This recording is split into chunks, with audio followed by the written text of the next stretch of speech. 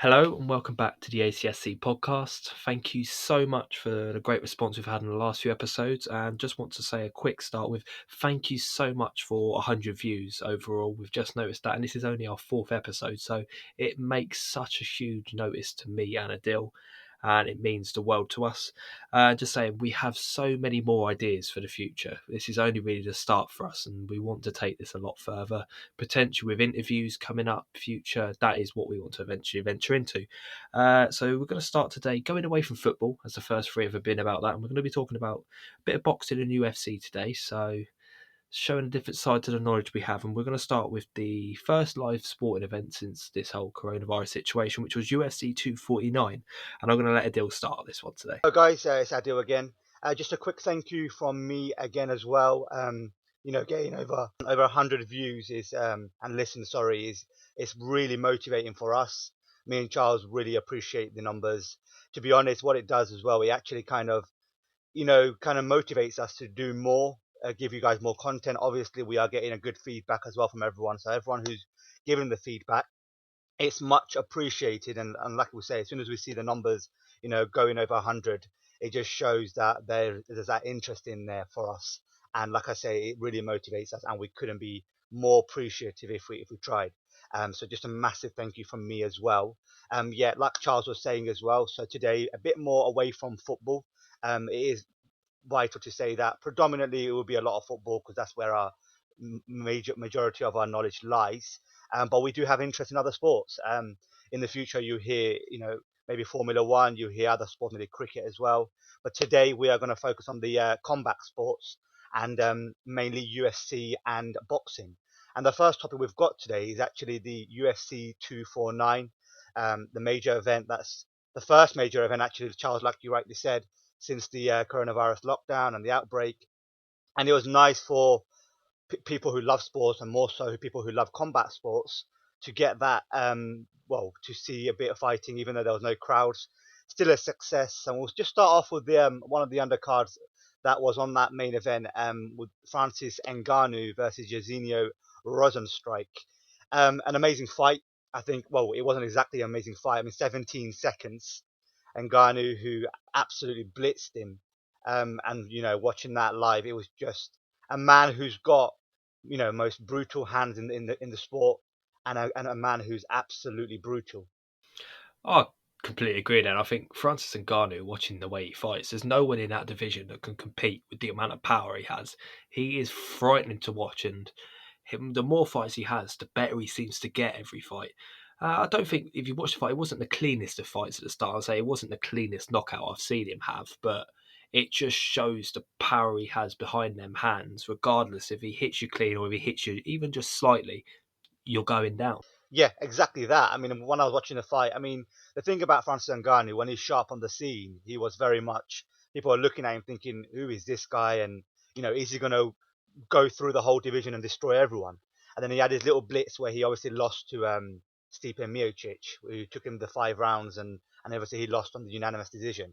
So he kind of had a little bit of a blip there. But coming back, again, like you said, it wasn't the cleanest knockout, but it's just a full brute where he's coming for you with, he's just throwing hands left and right. And obviously he caught him once or twice and actually knocked him out. And the referee had to intervene quite quickly. For me, he's the hardest hitting heavyweight since Anthony Rumble Johnson. He's got those hands where once he's in the zone, there's not many that can actually stop him.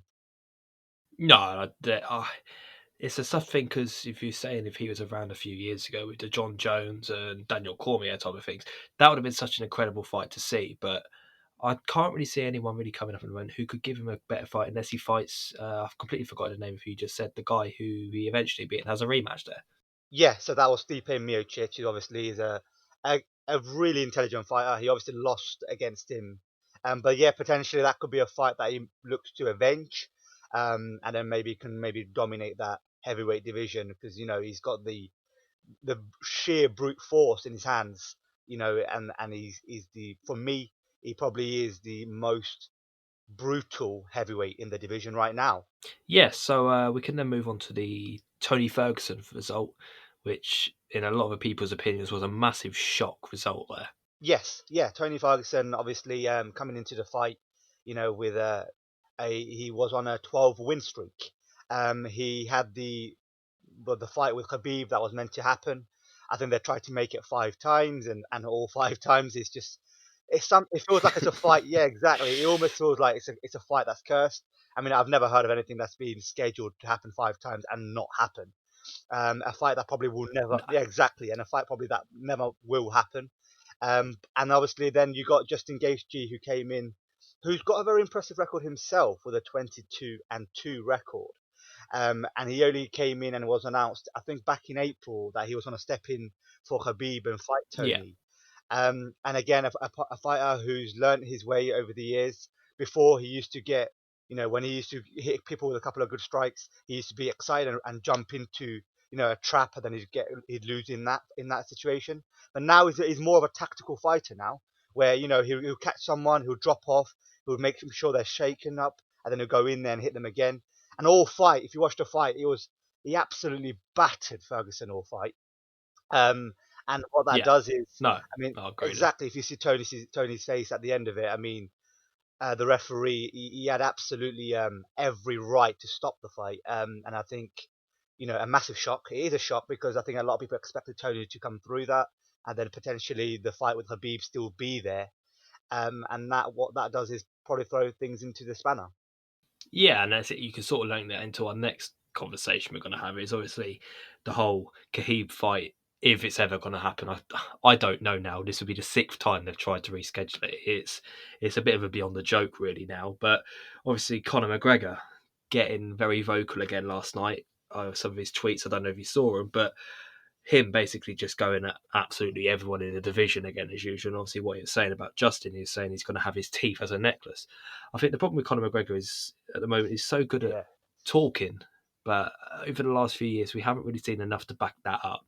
I'll say the only fight I've seen recently was his last one against Donald Cerrone, where he absolutely dominated. And I think Conor in that type of mood could beat anyone. Don't know about Khabib, but that is a different Conor than we've seen in the last few years. Yeah, I think the thing with Connor, like you said as well, there is he's a man that with his mouth, there's probably not a sporting. I personally don't know anyone as a sports personality, maybe ever, who's got the mouth and the charisma that Connor has. He completely changed the game. If anything, he maybe brought UFC in the limelight where he's viewed by so many now, and it's mainly because of him. How he is so charismatic. Now, again, yes, I did see the tweets. We probably won't share exactly everything he said on those tweets because some of them were absolutely. I mean, the words he was using, threatening to, like you said, use Justin Gaethje's teeth as his necklace. I think he also, I think he just went. Yeah, he just went for everyone in the division. I think he just had enough of the event and just decided to try and at yeah, everyone as I think usual. his, he's a whiskey brand he's got. He's probably sat there on that at the moment, and he tweeted as he was drinking that. I mean, he looked like someone who was potentially drunk and tweeting. But you know what? It's for all the controversy there is. It brought entertainment. It brought interest, especially from Habib, who obviously hit back at him this morning. I saw a few tweets. Uh, I saw his yeah, comeback at him. exactly. And Yeah, and obviously Habib and Conor. What it does now is potentially with the Tony and Habib fight potentially not happening because obviously Tony lost, and obviously that's a fight that you just don't see ever happening and ever being made. Um, I can see maybe the Conor Habib 2 potentially now more of a chance of it happening.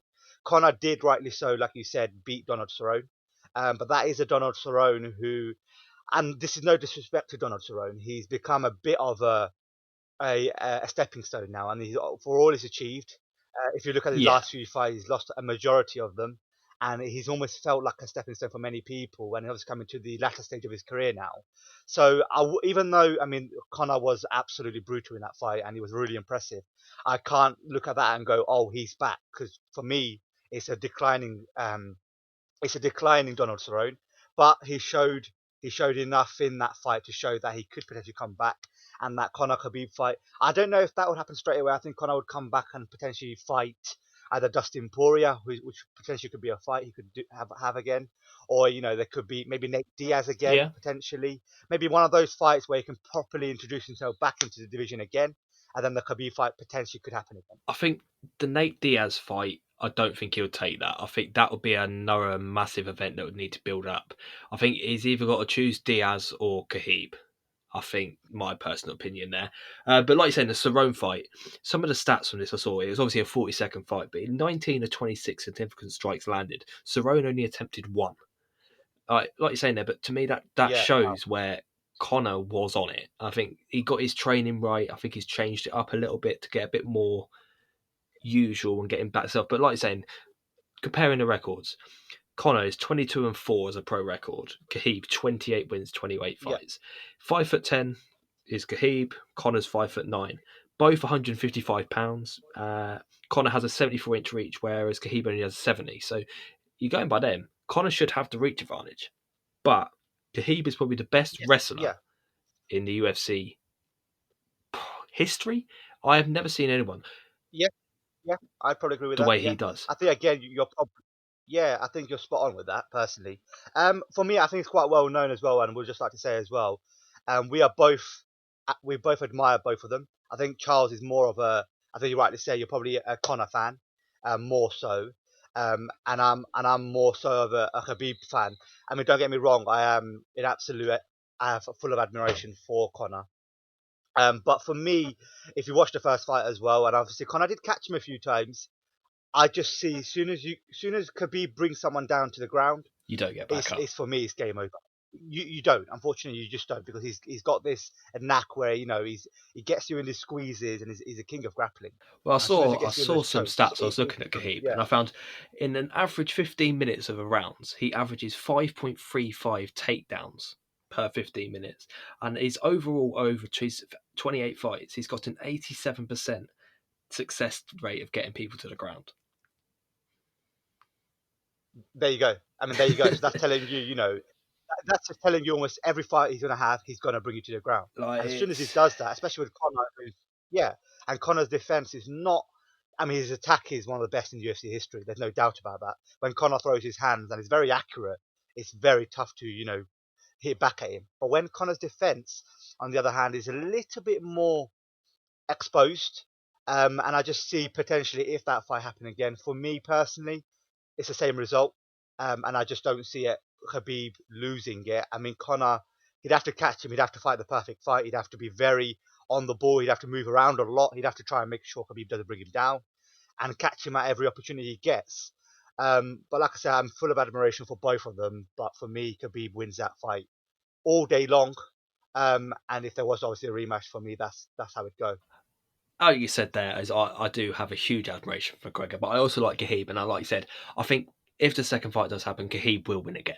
As much as I'd love to see Conor win it, like you said there, I think Conor would have to do comes on leaps and bounds. I think he's obviously going to have to learn a bit more on his takedown, the defense side of things, and I can't see him being able to do a lot more in that.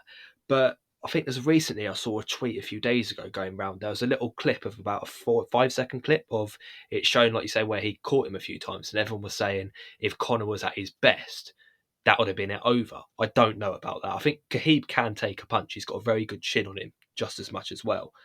Um, as much as I like you saying that, I think regardless of the result, I can't see any other result Khabib winning the second fight if it does happen. Yeah, I mean, like you say, I think you're spot on that. I think, yeah, the clips, I did notice that as well, where, again, a prime Connor, there's a lot of ifs and buts and maybes in this.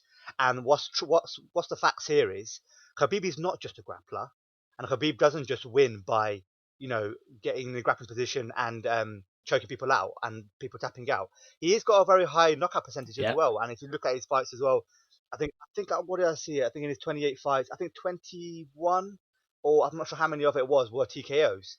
So he has got punching power as well, and of course he's got an amazing chin because no one's really got him in a position where you look like he's about to lose. So he's almost a complete fighter. And again, like we're saying again on this, I think for me personally, Khabib wins that rematch, and for me personally, there's not a UFC fighter in that division right now who can beat him. no, 100% what you're saying there is spot on in my opinion. It's such an interesting division, and obviously I think where does Connor go as the next step if he doesn't choose the route of Khabib? And I can see him going to Diaz potentially. Yeah, I mean, obviously there's bad blood there. Obviously, they've fought. I think is it three? I think have they had a trilogy or have they fought twice? I mean, apologies for my um not knowing that, but I'm not sure if it's 2 or 3 fights. And obviously Diaz definitely won one, and Khabib obviously won another one. But I'm not sure if there was a third fight that was either a draw or Diaz won. I believe they'll be setting Oh, up the is it? trilogy. Okay. So I'm not 100% not I 100% on that. believe. But like I say, it would be a fight where you've got potentially, two fighters who've had so much bad blood. I mean, Conor obviously lost the fight when Nate beat him initially, and then when he came back and beat him, he beat him in such a tactical version of, he learned how he lost that first fight. He fought very tactically, and he actually outwitted Diaz in the whole fight. So that would be potentially a fight that could potentially be made. Nate is obviously getting on a bit now, so I'm not sure if that's one of the ways Conor would go by it. But it'd be interesting because we knew the sport needs Conor McGregor back. UFC, like you're saying, lives and breathes through McGregor in a certain aspect. He's sort of made it appeal so much more to the younger audience and bringing them people in. He's mastered the social media side of things to maximise it, and I think Dana White will always love him for that. He's built the UFC into something it is, and it's just grown leaps and bounds from there. Exactly that. I mean, that's literally. We'll go on to boxing in fact right now. But just want to finish off on that, like you were saying. Conor McGregor is pivotal to what UFC are now, and Dana White as well. He'd be full of appreciation for Conor. UFC is almost now, competing with boxing as what's the best combat sport, which is a more viewed and whatnot, and it's got itself right up there now. But what we'll focus now on is obviously we'll move away from UFC on that for now, and we'll move on to a couple of topics on boxing. Just on the heavyweight division. We're going to discuss a couple of things on, just maybe potentially on the big three, as they call it, which is obviously Deontay Wilder, Tyson Fury, and Anthony Joshua. And then we'll just let Charles maybe start off with that with the potentially Fury Wilder 3. So like I said, there obviously it's the big three within boxing. I think more than anything, from British fans' point of view, at the moment, what we are, it's such an exciting time for heavyweight boxing. You've obviously got Tyson Fury on one hand, you've got Anthony Joshua on the other, which we'll touch on a bit more shortly. But like you said there, the Deontay Wilder 3 versus Tyson Fury. As much as I'd love to see it, I don't see the point in Deontay Wilder having the fight. I think watching that last fight, Tyson Fury absolutely dominated the fight. Tyson Fury in that mood, no one will beat him. He looked absolutely phenomenal.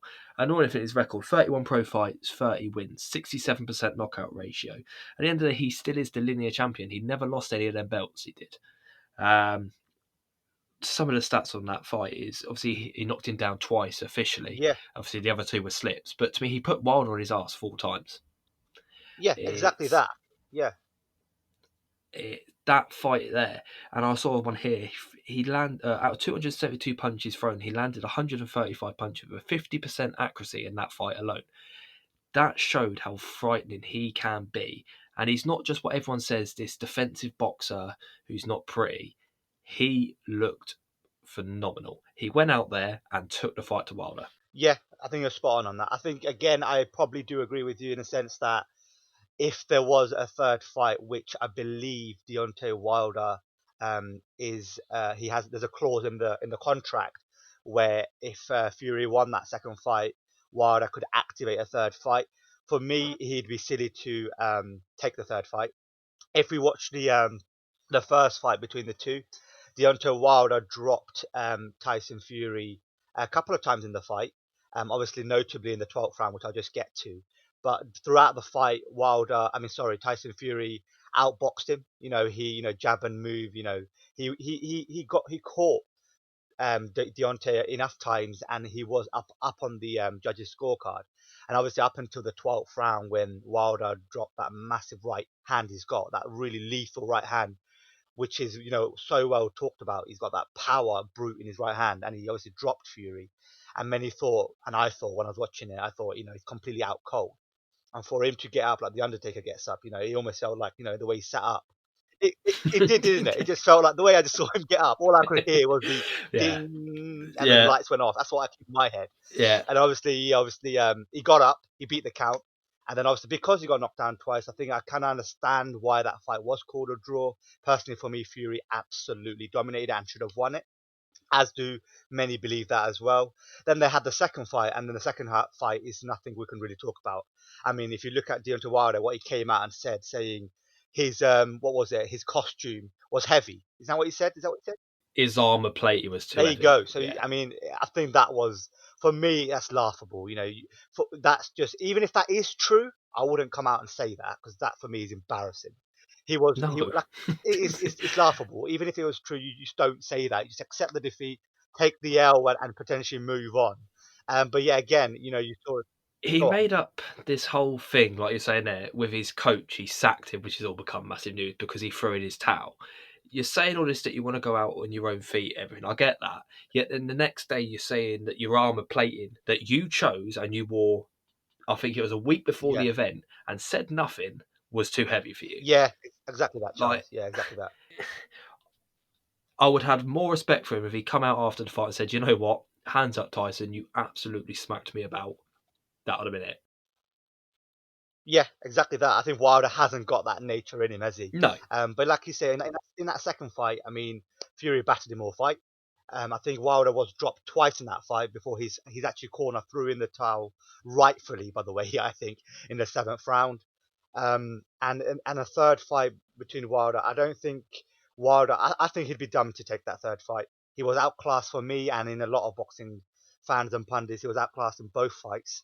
And Yeah. if he fought him again and lost again, which I think would be on the cards, it'd end his career. The thing, what everyone's thinking, oh, could it happen again, is that Deontay Wilder has that right hand where, I'd say one power. If we're talking about hooks and one power punch, out of the three, the strongest punch is for me Deontay Wilder. And that's why people are still, put him in high regard still, is because he can out of nothing catch you and drop you. If you look at the fight when he fought Luis Ortiz before he fought Ortiz was dominating in that fight. Tyson Fury. Ortiz, exactly. Ortiz absolutely dominated Yeah. that fight. But I sat there watching that fight thinking, yeah, he is. He's dominated. But soon there's going to be that right hand, and that right hand is going to finish Ortiz. And what happened? Yeah. Happened. One right hand. Yeah. I don't think Ortiz actually even got up. He didn't get up. Exactly. He looked at. I think he was looking in the start. If you look at him, he was completely daisy-eyed, and the fight was stopped right there. So that's why, Fury. I mean, Wilder still has to have that regard, and you got to give him the respect. But for me personally, if I was him, I'd move away from Tyson Fury and maybe let Tyson fight maybe AJ, and maybe him to go and fight Dylan White maybe, and maybe or Joseph Parker or someone like that, where he can potentially rebuild his boxing career again. Like you're saying there, I don't disagree with what you're saying. He has the strongest hand, one punch in boxing. But the argument a lot of people have always said is Fury got up from one of them punches, arguably very late in the round, I get, but Fury would have been just as Yeah, tired. Fury wasn't at his best then, and he still managed to get up. So with all this training he's had now, I still think Fury does have the potential to get up from that. And I think Fury more than anything is ready to move on. And I think, like you're saying with McGregor, Fury brings that charisma into boxing now. He's yeah, he does. not Yeah, as much arguably as his first run when he was running around the freaking press conferences as Batman, but he's yeah, I still. remember that. Yes, yeah. I think he's sort of matured a lot, and obviously he's got a massive battle with mental health, which is so publicised and admirable from him for openly speaking about things about that. But he's now got, I'll say, the people's champion. People love him and want to follow him and see his success. Yeah, I think you're completely spot on. I think the mental health thing as well. I think, like you said, it was so public, where I think he weighed over 20 stones, and I remember there was an interview, not an interview, there was more of a chat between AJ and Fury, and AJ joked to him once, and he said, "Oh, if you ever get yourself back into shape, you know where I am." And now, if you look at it, potentially that's something that is the whole It's on the cards. British public want to see. Exactly, it's what every fan wants to see. Even the Americans want to see that, but they're the best two heavyweights, even though they might still argue the case for Deontay Wilder. But for me, Tyson Fury brings that charisma like Conor does. You're right. He people you don't forget as well. He actually went back to Germany, and he actually beat Vladimir Klitschko in his backyard. He's obviously beaten Deontay Wilder for me twice. Yep. He's fought the best and he's beaten the best. He's still got the O. I know he's got that one draw, which for me shouldn't have Should have been been a a draw win. because It obviously should have been a win. exactly, exactly, and it's what's interesting for me that, and I keep looking back on it. He's never lost, No, and that doesn't really get spoken about enough. And again, he is, yeah, he's the Gypsy King. If you see him move around in that ring, you're right. He's not the most extravagant, brutal. He's not in the best shape that potentially Anthony Joshua is. He's got the physique and he's got the stature about him where you look at him and go, oh my god, he's probably like he's gonna absolutely destroy you here and now. Joshua is But something out of a but Fury, science lab. That is what Joshua's physique is. Then you look at Tyson Fury yeah, on the other exactly. hand, who some people say is a fat man. He should be doing what he does. And then Hmm. that's the different Exactly that. comparison That's you got exactly what I'm saying. Yeah. there. So obviously moving on Yeah. to like you're saying there is everyone, including I think everyone in Britain, wants to see Anthony Joshua versus Tyson Fury. A lot of debate is saying it would probably be hosted in America, but I would love to see it. Say Wembley, sell it out. That would sell out in minutes. But obviously, it's such a fight. It's got so much potential, and I think I'm a massive Anthony Joshua fan, but I can't see anything but Tyson Fury winning that fight. Yeah. I mean, again, Charles, I probably again, I'm a massive fan of Anthony Joshua as well as I am of Tyson Fury. I think more than a fan, I'd say I'm probably more in. I have admiration for both of them, and I appreciate what they bring to the sport. It would be the battle of the Brits. For me, they are currently the best two heavyweights in the division in the world. Where can the fight happen? Again, that is interesting because financially and audience number wise and bringing number wise and in terms of money wise, America would it completely kick off and take off in America. However, us being British fans and both those fighters being British fighters, we would love to see it happen in the UK. And again, like you said, Wembley it would be sold out in minutes. Eddie Hearn would love to make that happen. What interests me is I know both of the promoters, obviously Eddie Hearn, promoter of Anthony Joshua, and Frank Warren, who's a promoter of Tyson Yeah, Fury. Now they've got bad blood, and they are both two egoistic men who might come out and say, yeah, I would love this fight to happen. But when you put them both in one table together, no cameras, that's negotiations that could go on for days. That's what kind of makes me think, you know, can the fight happen? Can they drop their egos and make that fight happen? I mean, I think what's fair to say is Anthony Joshua is the A side, but in terms of the fighter wise, Tyson Fury is the A side. He's the man who's got the three. I mean, obviously, I beg your pardon. Anthony Joshua has the three the belts. I think he's got the WBA, yeah. WBO, and the WBC, whereas the uh, Tyson Fury's got the IBF, I believe. So obviously it would be a fight, and the lineal obviously title as well. So it'd be a fight to completely unify the division. So that completely be something that we'd love to see a potential one of our British fighters to have all the titles, all the belts. Again, it would be a fight I'd love to see. I'd love to see in the UK. To be honest, it's making me excited sat here thinking about it. Um, for me, Anthony Joshua, who's obviously come back off the defeat where he lost to what was his name again? I completely got off my head now. Andy Andy Ruiz, yeah, Andy Ruiz. Ruiz Jr., who got his Yeah, shot at fame and took it. Credit to him. He took the fame, he took the money. He absolutely battered Anthony Joshua in America. It was the most. I mean, in terms of physique wise, and by all means, I'm not here disrespecting Andy Ruiz, but if you compare the two, it was the most. It was funny in a way, but Anthony unmatched absolutely fight that you could have ever thought the it most should have ridiculous happened. thing I've ever seen in my life. But credit to Andy Ruiz Jr., who beat him, got the purse, got the second fight, which he obviously lost to Anthony Joshua, who he did catch Joshua again in that second fight, but Joshua outfought him and outclassed him and out tacticked him.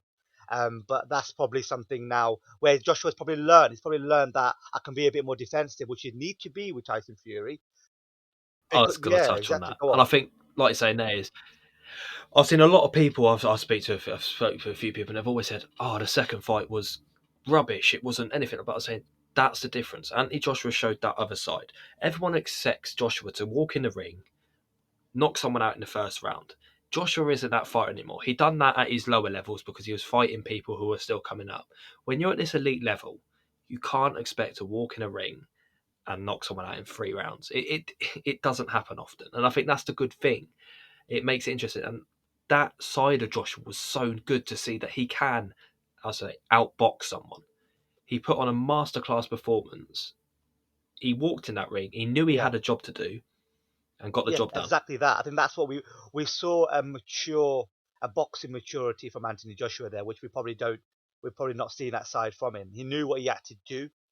It's very easy to get into a scrap with Andy Ruiz, but it's just not worth it. He had to outbox him. He had to jab him and move. He had to move around the ring because he knew physically. Yeah, Even like if you talk about stamina wise, he knew he had more stamina than Andy Ruiz Jr. and he knew he just had to move around, jab him, catch him every now and again, and move around the ring and just get the points on the board from the judges and outbox him in that fight, which he did. So potentially that's where in the potential Tyson Fury anti Joshua fight, he'd have to maybe have a similar kind of tactics where jab and move. Because for me, he moves slightly better than I mean, not he doesn't actually move better than Tyson Fury. I don't think he does, but he's got more power than anti Joshua no, in if no, we're talking about punching power, one knockout punch, he's got more than potentially Tyson Fury. Whereas Tyson Fury, I mean, if you see the way he moves, again, this is no disrespect to Muhammad Ali, but he really moves. For a guy with how much he weighs, he's so quick and he moves so well, Tyson Fury. yeah. And for me, he is the best best heavyweight in the division. And I don't see Tyson Fury completely battering and destroying Anthony Joshua within 6 rounds. I do see it being a lot closer than a lot of people No, think. no. But for me, Tyson Fury probably would take that fight and become, the unified champion of the world. I think that is the same as I could say. I think the problem with Anthony Joshua might have in this fight is like you're saying about getting involved in a scrap. He done the same thing in the second fight with Andy Ruiz, and it very nearly cost him that fight. I think it was about round 7 or 8. He engaged with a scrap, and Ruiz caught him 2 or 3 times in there, and he was on the ropes. And I think the problem with Joshua is, What was that? uh, Yeah, was that in the second fight? Was it? yes, in the second fight, he engaged Yeah, yeah, he got into another scrap with him, fully knowing well that if he gets in a scrap, Andy Ruiz packs a punch. Proved that in the first fight. And I think the problem with, like you're yeah, saying, with Fury, I think Fury is so smart in the ring. I think Joshua will yeah. try to have the tactics, etc. But then I think all it takes is Fury's mind games. I don't think there's many people who's got into Joshua's head. But I think if he can get into his head, get him into that ring and throw him off his game, Joshua will be up for a scrap. And I don't think it'll end well. I think the problem is I don't know if Joshua has the best chin. He's been rocked quite a few times his last week. I No, think no, he doesn't. the No, he Povetkin doesn't. fight, No, he rocked him. Um, he did. Parker, I can't remember if he rocked him too much, but he didn't have a comfortable fight. And then obviously Andy No, he Ruiz, didn't. he lost that one. Yeah.